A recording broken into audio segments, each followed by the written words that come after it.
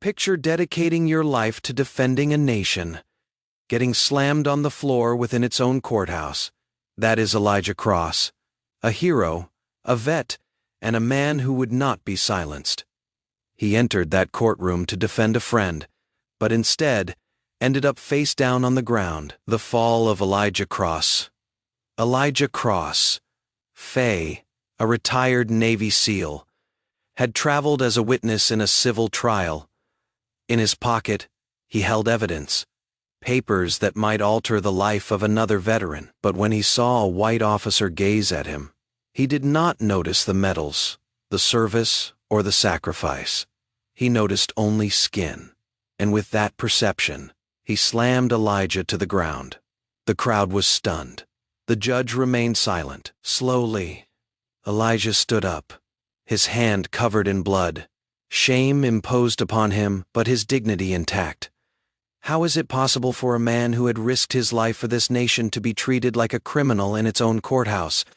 If this left you in awe, take a moment, like, share, and subscribe to Living Life Stories for more stories that tell it like it is. The walk into court Elijah did not seem menacing that day in Birmingham. 62 years of age, black, in a simple gray coat. No uniform, no medals across his chest. A humble man with a creased leather folder in his hand, pacing the hollow halls of the Jefferson County Courthouse.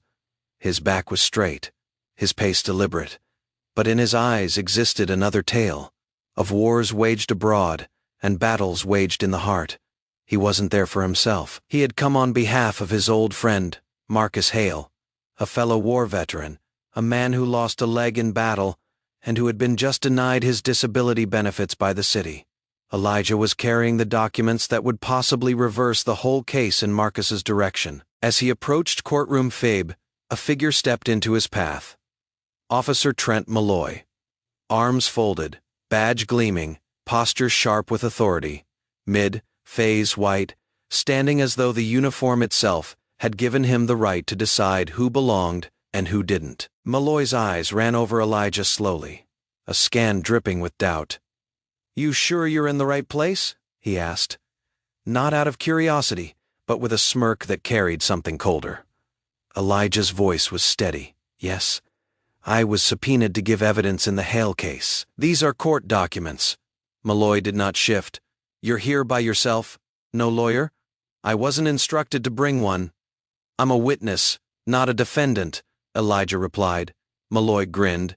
"Yeah, witnesses don't typically stroll in like they're issuing a parking ticket. I just have to hand these over to the clerk prior to the hearing. You can leave it with me. I'll see where it ends up. With respect." "Officer, these are certified government records," Elijah said evenly. "I was instructed to deliver them in person." Malloy tilted his head. "You say that like it means something." Elijah met his gaze. "It does." The hallway grew still, the confrontation for a long moment. Neither man moved.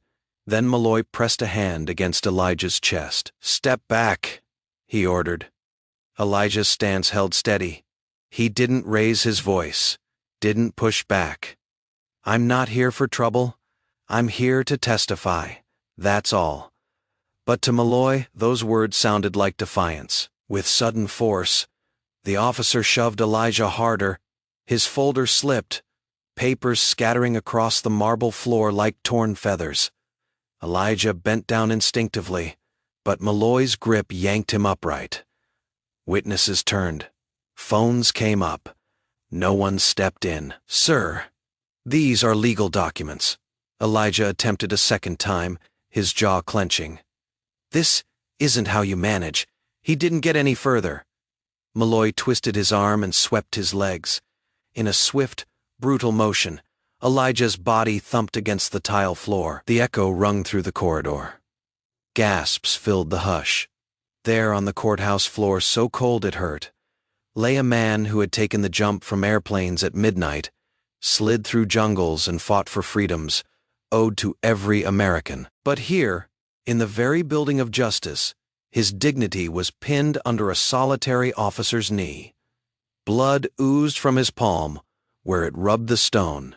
His folder was open, Evidence sprawled under boots that did not care to shift. Elijah shut his eyes for a moment. He had lived through worse: war zones, ambushes, nights of smoke and flame. But this cut deeper, not in body, but in soul. Because here, the enemy was not foreign. It was clothed in the uniform of his own country. The judge didn't come out. The bailiffs didn't step in, and the silence of that courthouse was louder than any command could have been. The silence. Elijah remained below, air squeezed from his lungs, the ache of marble in his cheek. Above him, Malloy pushed his arm upward, as if agony could purge the truth Elijah bore. But Elijah cried not out. He gazed ahead, not upward. His eyes following on walls of judges and monuments of justice, inscribed in stone. The irony hurt more than the officers' hold. Silence grew around them. Clerks leaned out of doorways. Jurors shifted. A woman grasped her child and disappeared. Phones continued to record, but no voice called out for Malloy to stop. This was the noisiest type of silence, the silence that states, "We see, but we will not act." Malloy leaned in close, his whisper harsh. "You people never learn your place." Elijah's jaw hardened. His voice was steady, cutting. "My place was serving in uniform, defending this nation. Where is yours?" The words cut deeper than any punch. Malloy bristled, but with cameras held aloft, he backed away. A third officer came, kneeling over Elijah. "You brought medical," he growled, not looking up. Elijah gathered up his papers slowly, each sheet raised gingerly. He stood, shoulders squared, dignity preserved. He would not look at Malloy again. And when the doors creaked open, Elijah entered the courtroom. He would testify, for in silence, he knew, lay the very tool his oppressors relied upon. The legacy inside. The hearing proceeded as if nothing had occurred. No reference to the fall. No recognition of the blood still wet on Elijah's hand. The judge maintained her gaze on the docket.